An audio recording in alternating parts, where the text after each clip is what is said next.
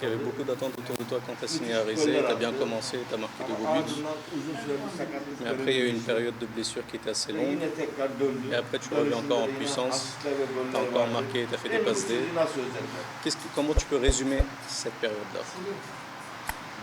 C'était compliqué quand il y a eu cette blessure, parce que forcément c'était un moment difficile pour moi et je ne pouvais pas aider l'équipe, mais voilà, j'essayais de revenir au maximum au plus vite et que voilà, que je sois le plus opérationnel possible. Mais voilà, c'est compliqué parce que j'ai été longtemps blessé et que c'était une grosse blessure. Donc voilà, je travaille au jour le jour pour pouvoir être plus performant.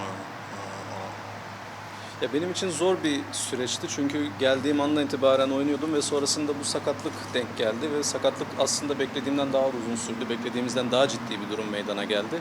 Ben olabildiğince takıma faydalı olmaya çalışıyorum ve bu faydayı gösterirken de olabildiğince hazır durumda olmaya çalışıyorum. Ya, sakatlığım süresince bir an önce çabuk dönebilmek için gerekli çalışmalar yapıldı. Olabildiğince hızlı bir şekilde takıma dönüp yine eski katkımı vermeye çalıştım. Şimdi de yeniden eski formuma kavuşmaya çalışıyorum. Bunu yaptığımda da zaten olabildiğince her şey güzel olacak. Şu anda elinde kaç kapasite olarak oynuyor? Kendini nasıl görüyor? Et t'as combien de pourcents de tes capacités? Est-ce que tu as besoin encore de temps un peu?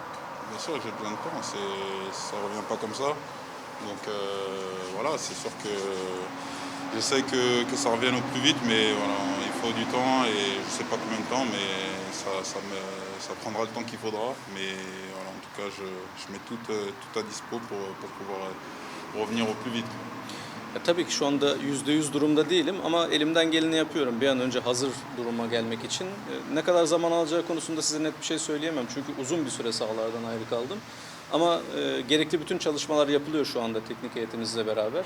O yüzden kaygılanacak bir şey yok. Olabildiğince kısa bir sürede eski formuma kavuşacağım. Çarşamba günü de Süper Lig'in lideri Beşiktaş'la bizde de çok büyük bir karşılaşma var. Bu maçla ilgili neler söyleyeceğim? Zor bir karşılaşma. Kümede kalmaya garanti et on n'est pas toujours rassuré d'être maintenu, il y a des problèmes. Maçla ilgili düşüncelerin neler? Qu'est-ce que tu penses sur le match? Ouais, ça peut être un match difficile comme tous les matchs.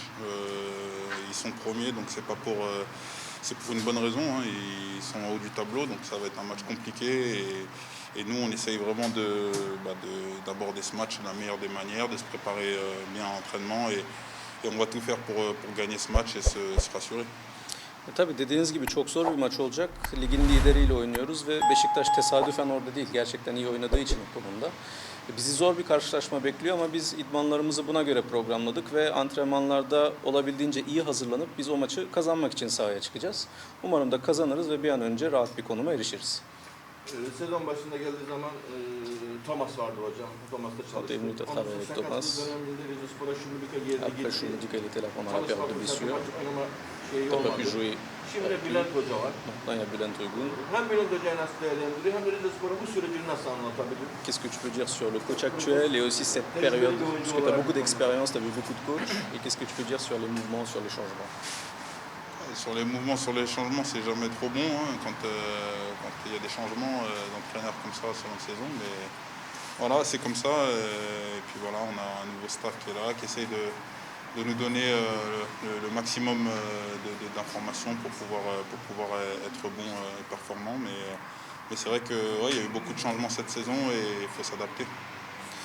Ya söylediğim gibi kesinlikle çok fazla değişiklik yapmak teknik heyet bazında her zaman iyiye işaret değildir. Yani biz bu sezon çok fazla değişiklik yaptık ne yazık ki ama şartlar bizi bu duruma getirdi. Şimdi yeni bir hocamız var, yeni bir teknik ekibimiz var ve bu teknik ekip bize maçları kazanabilmemiz için gerekli bütün bilgileri veriyorlar gerçekten. Bunun için var güçleriyle çalışıyorlar. Ve onların verdikleri bilgilerle de biz iyi işler yapmaya çalışıyoruz.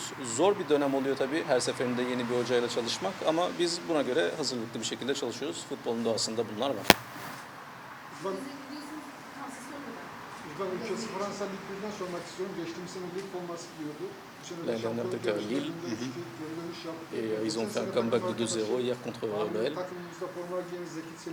Il y a Zeki qui joue là-bas, tu as joué avec lui aussi.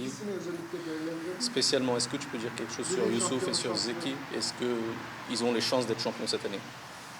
Oui, je pense qu'ils ont les chances. Ils l'ont montré hier et c'est vrai que c'est révélateur de la saison qu'ils font et je suis content pour eux parce que c'est deux joueurs que j'apprécie vraiment et qui bossent beaucoup. Donc j'espère qu'ils iront au bout. Il leur reste 4 matchs et voilà, c'est tout le mal que je leur souhaite en tout cas.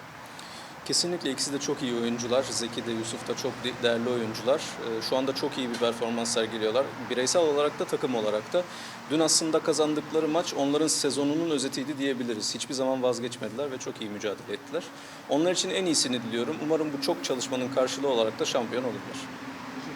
Sosyal medyasında paylaştığınız yeni bir video çay. T'as partagé une vidéo dans les réseaux sociaux Neler düşünüyoruz? avec Lutte et tout ça sur Insta, la vidéo que tu avais mise. Et il demande globalement ce que tu penses de cette ville, ce que tu ressens vis-à-vis de Rizé. Non, j'aime bien, moi c'est vrai que je suis quelqu'un qui aime bien découvrir d'autres choses, donc je suis simplement parti à voir un peu ce qui se passait dans la ville, tout simplement, et voilà, c'était un bon moment, histoire de couper un peu aussi du football, et voilà, c'était un moment que j'ai vraiment apprécié, et voilà, j'aime bien vraiment ce cadre, parce que c'est vrai que c'est quelque chose qu'on ne trouve pas forcément en Europe, donc voilà, j'apprécie. Aslında oraya ben birazcık şehri görmek için gitmiştim. Neler olup neler bitiyor etrafımızda diye görmek için gitmiştim. Ben yeniliklere açık bir insanım ve bu tip şeyleri gerçekten çok seviyorum. Keşifleri çok seviyorum. Bunu aslında bu amaçla yapmıştım ve burada olmaktan dolayı gerçekten mutluyum. Çünkü böyle bir manzara, böyle bir çerçeveyi Avrupa'da bazı yerlerde bulamayabiliyorsunuz. Biz de bu yüzden burada şanslıyız. O yüzden burada olmaktan dolayı çok mutluyum. Doğada kalmayı çok seviyorsunuz. Et t'aimes beaucoup rester dans la nature en fait. C'est ça. Kesinlikle öyle.